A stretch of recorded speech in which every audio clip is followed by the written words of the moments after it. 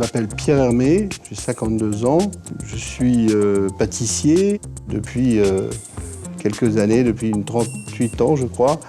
Et toujours le même plaisir, toujours le même engouement, toujours la même passion pour ce métier de pâtissier. Je suis né dans une famille de boulangers-pâtissiers, dont je suis la 4e génération. Et je pense que c'est mon père qui m'a donné envie de faire ce métier parce qu'il était passionné et je trouvais que ce qu'il faisait était beau, intéressant. Dès l'âge de 9 ans, je savais que je voulais être pâtissier. Je ne me suis pas posé la question d'être boulanger, mais c'est pâtissier, c'est ce côté-là qui me fascinait dans ce que faisait mon père. Et puis, quand on est pâtissier, pâtissier, chocolatier, glacier, confiseur. Donc tous ces aspects du métier m'intéressaient et j'avais une envie d'apprendre.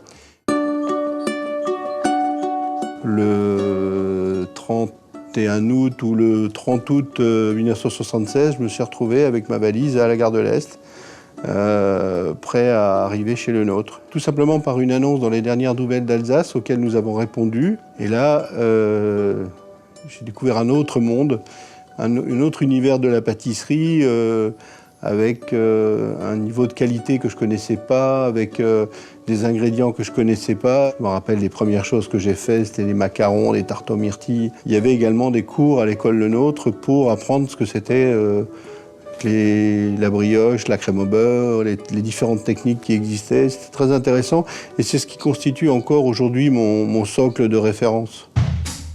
En 86, je suis arrivé chez Fauchon en tant que chef pâtissier de Fauchon, où je suis resté pendant 11 ans. J'avais comme mission de faire de Fauchon une des meilleures pâtisseries de Paris, et c'est ce que je me suis appliqué de faire. Et durant ces 11 ans, j'ai pu mettre au point un certain nombre de créations, affirmer un style, tout en conservant le patrimoine pâtissier de Fauchon. J'ai formé beaucoup de pâtissiers, qui sont aujourd'hui parmi ceux qu'on connaît et ceux dont on cite les noms aujourd'hui. Il y a Frédéric Beau, Christophe Felder, Thierry Bridon, Philippe Chapon, Christophe Michalak et bien d'autres. Fin 96, quand j'ai décidé de quitter Fauchon, j'ai décidé de créer ma propre société.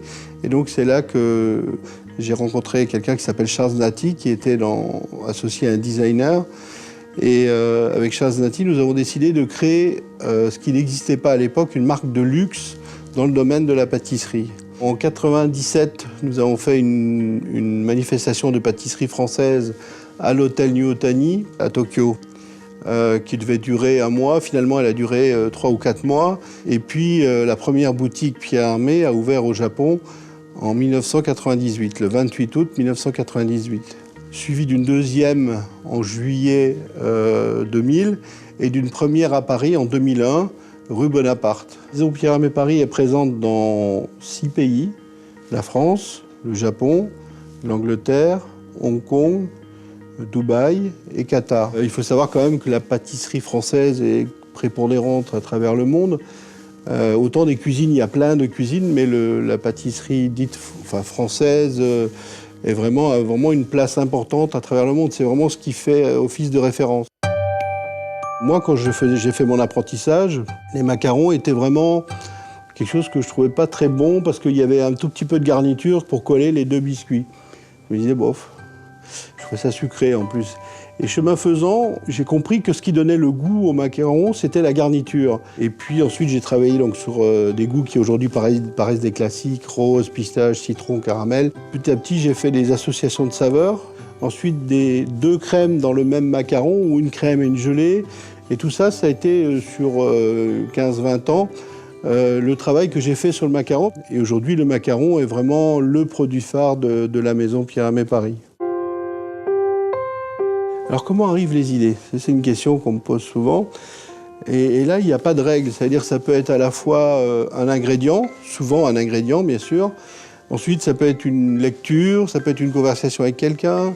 Ça peut être quelque chose que j'ai vu qui est complètement étranger au domaine de la gastronomie, mais qui par ricochet me fait penser à quelque chose de l'univers du sucré. Ensuite, j'écris toujours une recette, je la dessine. ça permet aux pâtissiers qui travaillent avec moi de faire ce produit et ça nous permet d'échanger sur les techniques qu'on utilise, sur les ingrédients. Et puis ça permet aussi de le goûter pour voir si l'idée que j'ai en tête fonctionne et si la recette que j'ai utilisée fonctionne. Moi, j'ai voulu créer cette maison pour vraiment faire mon métier comme j'ai envie de le faire. Et en cela, je le fais comme j'ai envie de le faire. Et pour moi, c'est vraiment mon bonheur. Aujourd'hui, c'est de faire mon métier de pâtissier comme j'aime le faire.